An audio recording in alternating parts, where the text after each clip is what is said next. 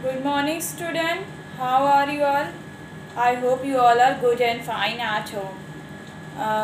Please, student, purchase your book. Without book, you can't understand what I am teaching. See, this is your book. The English Channel Class 5th. तो ये आपकी English literature की book है, तो आप इस books को ख़रीद लें, क्योंकि आप देख सकते हैं इसमें आपका फर्स्ट चैप्टर जो लेज़र पोएम था वो मैंने कंप्लीट कर दिया है। अब मैं क्वेश्चन आंसर्स पे आ गई हूँ, क्वेश्चन आंसर्स करा रही हूँ।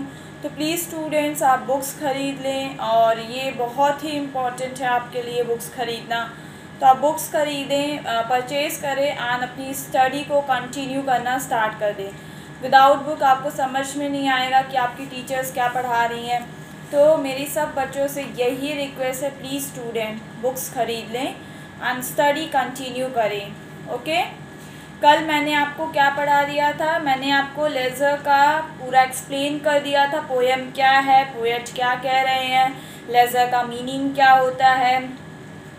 अब हम क्या पढ़ेंगे? अब हम पढ़ेंगे इसके क्वेश्चन आंसर्स। मैंने जैसा कि आपको बताया था, बोला था कि आपकी बुक्स में जो वर्ड्स मीनिंग दी है पेज नंबर 6 पर, वो वर्ड मीनिंग आप अपनी कॉपी में लिख कर लर्न कर लें एंड 10 लाइन पोएम भी लिख कर लर्न कर लें लिटरेचर की कॉपी में।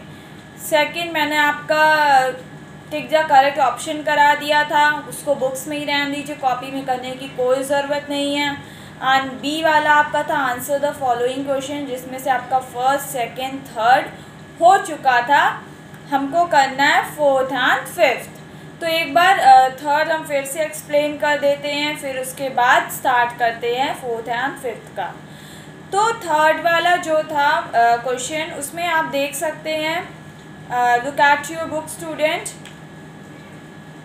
How are the streams according to the poet. इस पोएम में पोएट के अकॉर्डिंग स्ट्रीम्स कैसा होना चाहिए या कैसा है। तो हम लिखे थे, the poet says that human beings can not see the beauty that is hidden in the streams and the water reflects the shines like stars in the sky during night। Poet कह रहे हैं कि जो streams में छुपी ये beauty है, जो हमारा नेचर है वो स्ट्रीट में छुपा है, जो वाटर के थ्रू रिफ्लेक्ट हो रहा है, जो वो पानी है नदी का बह रहा है, जब उस पर धूप की तेज़ रोशनी पड़ रही है वो ऐसा शाइन कर रहा है जैसे आसमान में चमकता हुआ तारा। ये सारी चीज़ें पोएट बता रहे हैं अपने पोएम में। तो यही मैंने आपको लाइन लिखवाया है कि पोएट क्या बता रहे हैं, इस तरीके की चीज़ें बता रहे हैं। तो उनका मानना था कि हमारा जो नेचर है वो इतना खूबसूरत है, इतना ब्यूटीफुल है कि जो लोग हैं, जो पीपल हैं, वो इसको देख ही नहीं रहे, इसके बारे में सोच ही नहीं रहे, इसको अवॉइड कर दिए। तो वही पोएट इस सारी चीज़ों से बहुत परेशान है। उनका कहना है कि अगर हमारे पास हमारे चारों तरफ इतनी खूबसूरत चीज़ें हैं तो क्यों हम उसको अवॉइड करते हैं, क्यों उसको इंजॉय नहीं करते, क्यों उसको अप्रिशिएट नहीं करते। यही चीज़ मैंने आपको लिखवाया है आपके आंसर में, ठीक है। तो आई थिंक आपको समझ में आ गया होगा। Question 4, what begin the smile of nature. Smile of nature का क्या मतलब है, मतलब किस तरीके से है क्या कहता है। तो मैंने आपको बताया था स्माइल ऑफ नेचर जो है यहाँ पे पर्सोनिफाई किया गया एक लेडी के नेचर से, एक लेडी के डांसिंग से, एक खूबसूरत लेडी के फेस से। क्या किया है पोएट ने, उसको कंपेयर किया एक नेचर को और एक लेडी को। ये चीज़ मैंने आपको आपकी लाइंस में, पोएम्स में बताया था। तो हम यही आंसर लिखेंगे। The poet, right in your copy student, the poet personifies, personifies,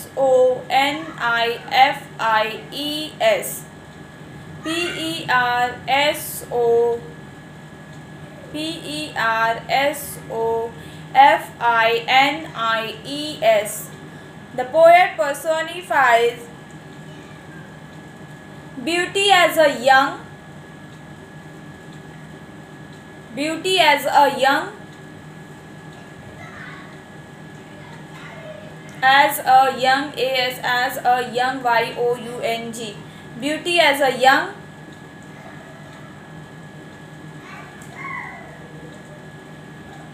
beautiful dancing girl, beautiful dancing girl, beautiful dancing girl,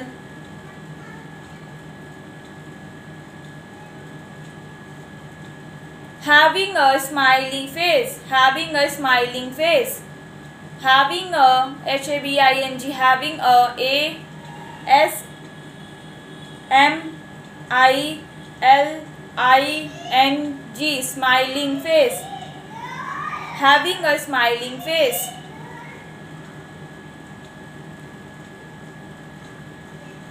The poet personifies beauty as a young, beautiful dancing girl having a smiling face.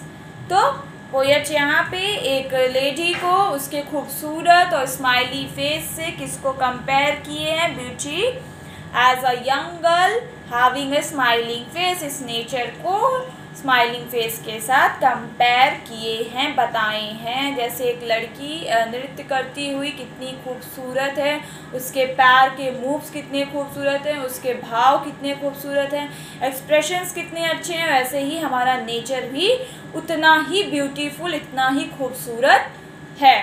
Poet यही describe कर रहे हैं आपकी poem में, जो कि मैंने आपको समझाया था।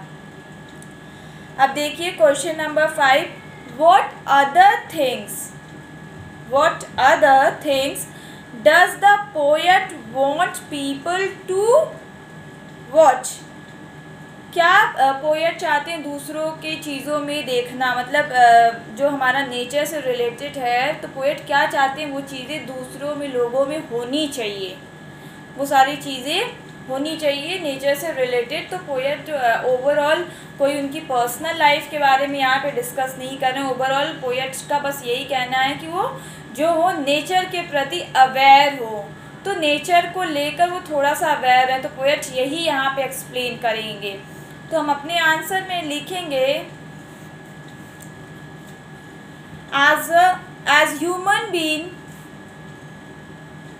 as human beings we should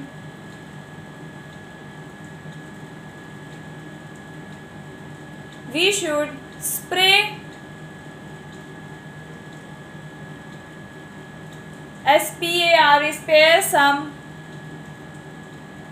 moments. As human being we should spare some moments, moments, moments, and look at nature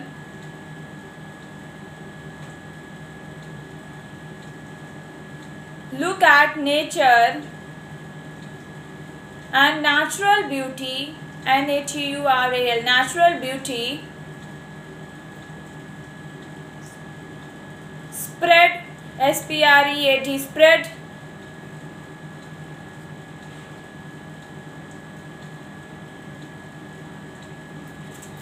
around us and enjoy life, मतलब कि एज अ ह्यूमन बीइंग हमें कैसा होना चाहिए कि हमारे जो चारों तरफ के नेचर्स हैं उन मूवमेंट को एंजॉय करना चाहिए, उन मूवमेंट को अच्छे से देखना चाहिए, समझना चाहिए, और साथ में जो हमारी नेचुरल ब्यूटी है, भगवान का दिया हुआ जो नेचुरल ब्यूटी है, अर्थ है, उसको भी इंजॉय करना। पोएट का यही कहना है, एज अ ह्यूमन बीइंग हमें नेचर्स के अप्रिशिएट करना चाहिए, इंजॉय करना चाहिए, हमारे चारों तरफ बहुत ही सुंदर वातावरण है उसको देखना चाहिए और साथ में उसको अप्रिशिएट करना चाहिए, उसके लिए हमें टाइम निकाल कर देखना ज़रूर चाहिए। तो यही कह रहे हैं, as a human being we should spare some moments and look at nature and natural beauty spread around us and enjoy life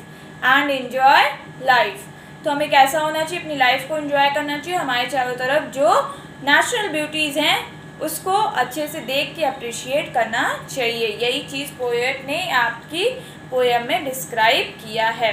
I hope आपको समझ में आ गया होगा। तो आप इसको अपनी कॉपी में कर लें, दोनों क्वेश्चन आंसर्स, और लर्न कर लें। साथ में आपकी एक्टिविटी बेस्ड जो पेज नंबर 7 और 8 है वो बहुत ईजी है, अपनी बुक में फिल कर लें। ये आपका होमवर्क है, उसको क्वेश्चन आंसर्स को लर्न कर लें। And please student purchase your book. Thank you.